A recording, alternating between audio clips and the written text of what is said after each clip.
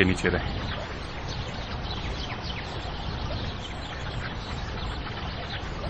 خدایا مجھے ہمت دے کے میں ناریہ کے ساتھ رہ سکوں۔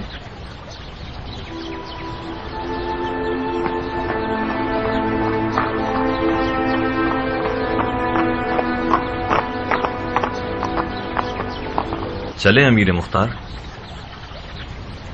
ایک شرط پر سردار۔ میں نے شرط کے ساتھ بیعت نہیں کی، امیر حکم دیں گے تو میں اطاعت کروں گا۔ کہاں سے شروع کریں؟ گھوڑوں کی مرضی، منزل اور راستہ چن لیں گے۔ میرا گھوڑا تو صرف کربلا ہی جانتا ہے، اگر اسے چھوڑ دیا جائے تو سیدھا نہر القمت پہنچ جائے۔ دلدل راستہ نہیں جانتا، مگر مختار کو معراج پر لے کر جائے گا۔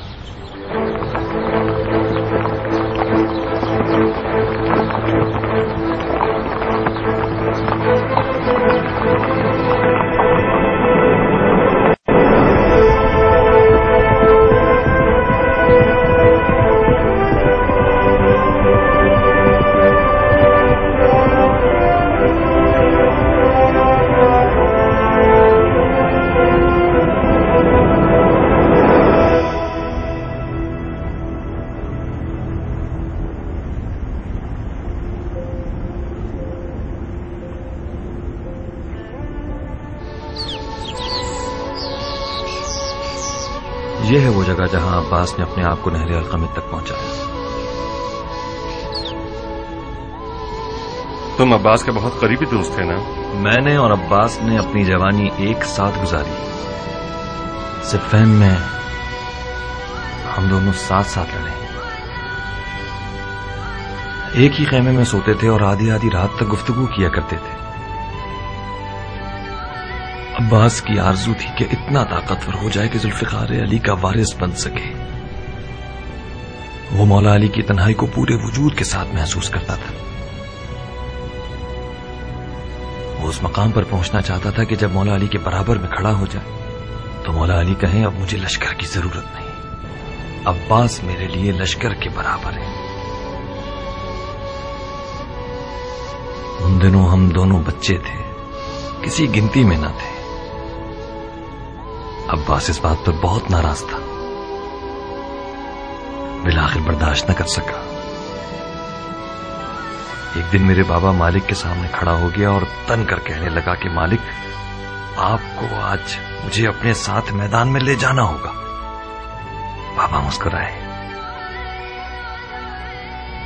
عباس کو مزید غصہ آیا اور شیر کی طرح غرایا کہ مالک، آپ سمجھتے ہیں کہ میں کمتر ہوں؟ میں آپ سے مقابلے کے لیے تیار ہوں، اگر میں جیت گیا تو مجھے اپنے ساتھ لے جائیے گا۔ میرے بابا پھر مسکرائے۔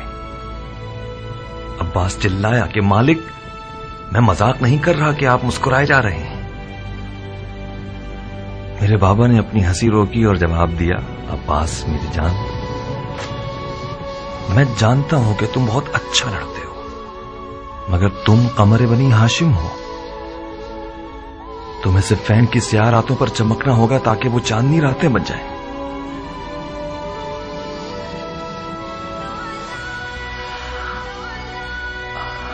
عباس نے جب یہ تعبیر سنی تو خاموش رہا۔ نقل ہے کہ جب عباس القمت پہ پہنچا تو شدید پیاسا تھا، مگر اس نے پانی نہیں پیا۔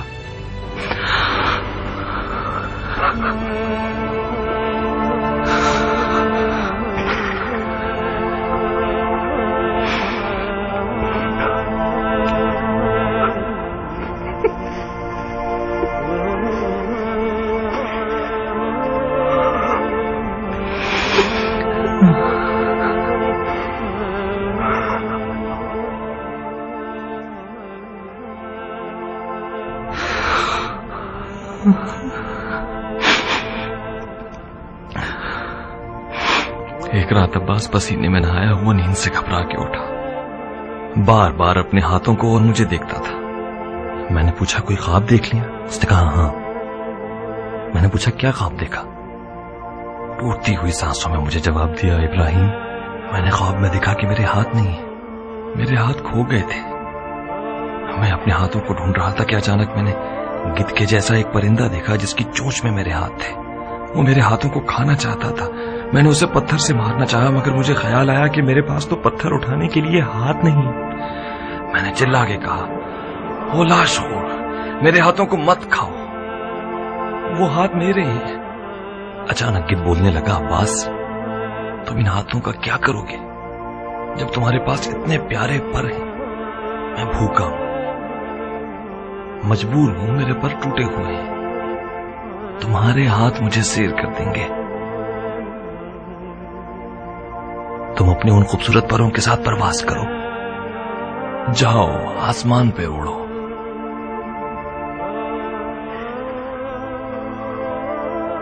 जब मैंने सुना कि अब्बास के हाथ काटे गए तो उसके उस रात वाले ख्वाब की हिकमत को समझ गया।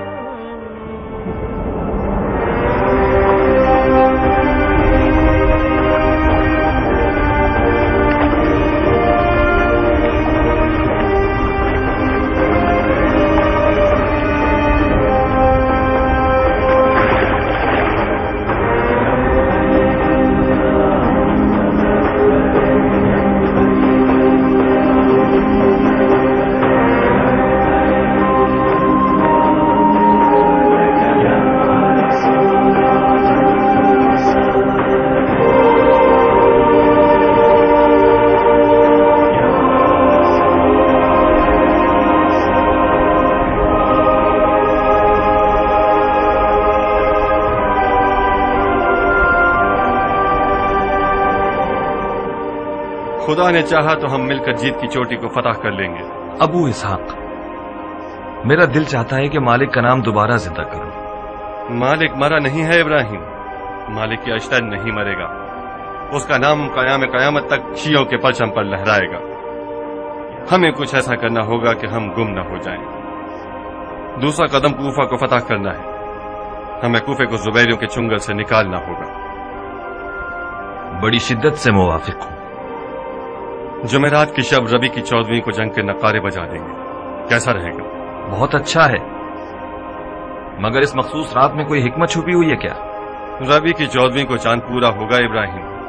अब्बास इब्न अली की नीयत से और उस वाक़े की बरकत से जो उसके बारे में तुमने मुझे सुनाया है, 14वीं की रात चांदनी में जब अब्बास आसमान पर मुकम्मल देखा जाएगा, हम दुश्मन पर हमला कर देंगे। हमारे पास कुछ 8-10 दिन की मोहलत है कि अपने लश्कर को तैयार कर सकें। और हाँ, कुछ हंगामी हालात के हमलावरों की जरूरत है ताकि जरूरत पड़ने पर फौरन मैदान में उतर आएं और मुजाहिमतकारियों से दुश्मन को तकलीफ पहुंचाएं।